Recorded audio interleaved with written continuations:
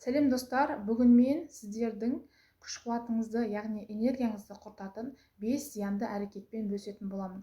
Ол үшін менің каналыма тіркеліп, лайк басып, комментарий жазып кетіңіз. Ал кеттік.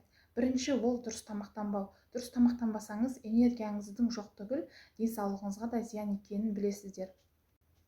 Екіншісі ол сыртта көп серуендемеу. Егер де сіз таңғы уақытта, азанғы уақытта таза ауамен серуендейтін болсаңыз, өзіңізді сергек тұтып, энергияңыз күшейе бастайды. Үшінші, әлеуметтік желіде көп отыру. Әлеуметтік желіде 24 сағаттың 2 сағатын ғана бөліңіз.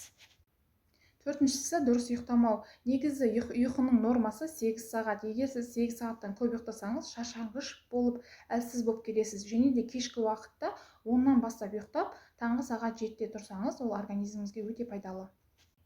Бесінші зиянды әрекетіміз ол негативті адамдар. Әлеуметтік желіде немесе қасымыздағы адамдар өздерінің негативті әңгімелерін сізге айтып отырса, барлық негативін ол сіз өзіңізге сіңіріп аласыз. Сондықтан ешкімнің жаман сөзін тыңдамаңыз, көрмеңіз, оқымаңыз. Егер барлық осы 5 шартты орындасаңыз, сіздің энергияңыз тасып, әрқашанда күліп, ойнап, жарқырап жүретін боласыз. Менімен бірге болғаныңызға рахмет. Каналыма тіркеліп кетіңіздер. Сіздермен бірге болған Камшат Бөрібекова.